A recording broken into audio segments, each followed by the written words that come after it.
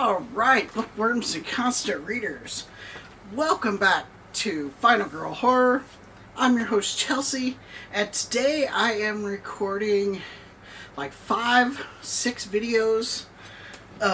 So there's going to be a lot coming out on the channel. First, I want to start off by saying I put a video out about the 1001 movies that you should watch before you die. I put a poll out there to see if you would be interested in me reviewing the movies, or just wait until I've watched them all and review the book and forget about the movies. Sadly, nobody answered that poll, so I waited about a week. I started watching the films. I started taking notes like I was going to review them. And I decided that, this September, this channel is 5 years old, and I don't even have 100 subscribers. So I'm either really bad at this, or I'm doing something wrong. So I'm going to try and get more content out and see if more content equals more eyes on the channel, which equals more subscribers. This does not mean that the book reviews are going to end. One of the videos I'm recording today is a book review.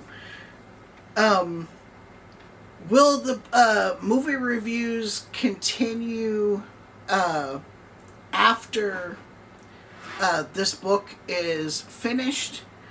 I don't know. I haven't decided. It's going to take probably 3 to 4 years to watch all of these films, because I ran into the first film that I actually have to buy it because you can't stream it anywhere. So I have to wait till payday before I can continue on with the list. So with that being said, today's video is all about the first film. Now, the way this book does the films, they are in alphabetical order, and it has a little checklist you go through. It starts with numbers, and then it starts with A and goes to Z. So the first film is 12 Angry Men, and the way I'm structuring these videos is it's similar to my book reviews, but it's a little different because it's film. I'm terrible at editing, and I don't want any copyright strikes, so I'm not going to show like scenes from the movie. I just want you guys to know when the movie came out, where you can watch it if you're interested in watching it, the stars of the movie, was it nominated for an Oscar, did it win an Oscar, and then I'm going to try and find something in the movie that ties in with the theme of this channel, which is horror. Did any of the actors appear in horror movies? Did any of the actors direct or write horror movies? That type of thing. So this video is all about 12 Angry Men. It was 1957 when it came out. It was remade in 1997. If you want to watch it, it's on MGM Plus. It was nominated for 3 Oscars, but it lost all 3 nominations to the film Bridge on the River Kwai. It stars Henry Fonda, Jack Warden, Jack Klugman, Ed Begley, Lee J. Cobb, Martin Barjam, I think is how you say his name. And the director was Sidney Lumet, and the writer was Reynold Rose. So this movie is before my time, but there are a lot of people in this movie that I do recognize. You'll recognize Jack Warden, who plays juror number 7 from a ton of TV and movies. Um, Also, Jack Klugman, he was in a ton of TV and movies. He's most known for Dr. Quincy and The Odd Couple. Juror number 10, Ed Begley, you'll notice him for movies. He's one of those actors, like, unless you grew up in this time period, if you're like me, you're like, oh, I've seen him in other movies, but you don't know his name. When it comes to horror connection, there's actually a couple. You have Lee J. Cobb, who plays juror number 3. He was the cop in The Exorcist who was like a film buff. And then you have Martin Balsam, I think is how you say his name. He was juror number 1. You'll recognize him from the Alfred Hitchcock, Anthony Perkins original Psycho. He was the detective that shows up at the Bates Motel asking about Mrs. Crane. The director, they have done other movies that you've heard of also. 1973's Serpico, starring Al Pacino, and 1974's Murder on the Orient Express. And then the writer has sort of a horror slash sci-fi connection. They wrote an episode of The Twilight Zone. So what is this movie about? So this movie is about a young man who's on trial, and he's on trial for murder for stabbing his father to death. And the jury has to decide, is he innocent or is he guilty?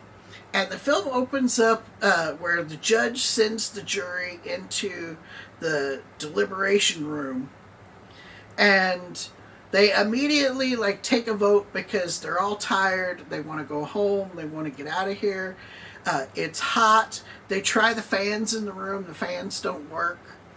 They open the windows, try and let some air in. And it's 11 guilty votes and 1 not guilty.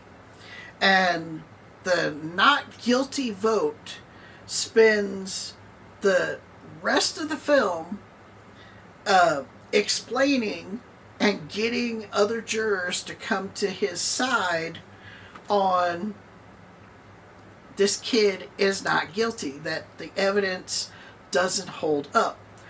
The brilliance of this film is it never lags, it never gets boring, and it's all shot in this tiny little room.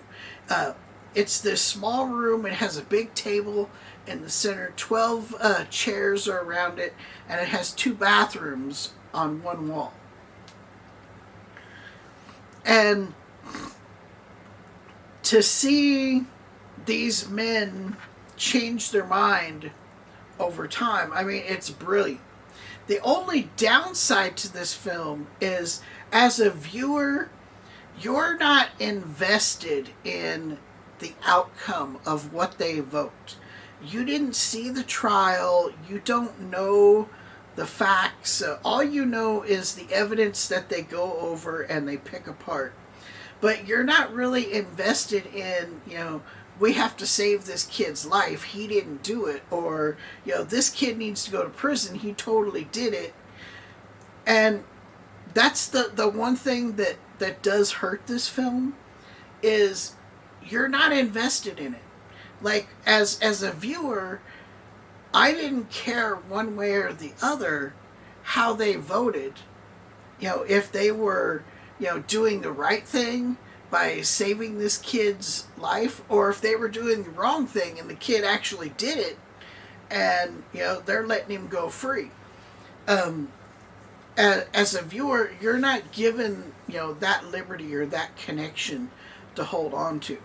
But the interaction between the actors, and there's no like outside interference, there's no distractions. It's this little bitty room with these 12 men arguing with each other for like an hour and 20 minutes.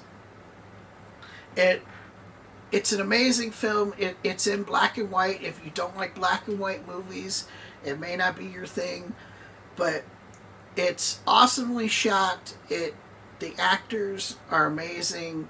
The story is good. It's just, as a viewer, you are not like connected to the story. Like if you would have seen the trial, and now you're seeing, what the jury thinks and how they're going to react.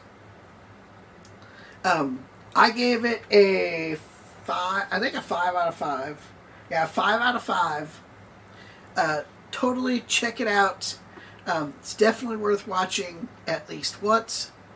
That's all I have for you in this video. I hope you enjoy these movie reviews. If you've seen this movie, the original or the remake, comment below. What did you think about it? Did you like this movie? Did you not like it? Let me know. We can talk about it in the comments. Hit that like button. Hit the subscribe button if you're not subscribed. Till next time, read more books and watch more movies.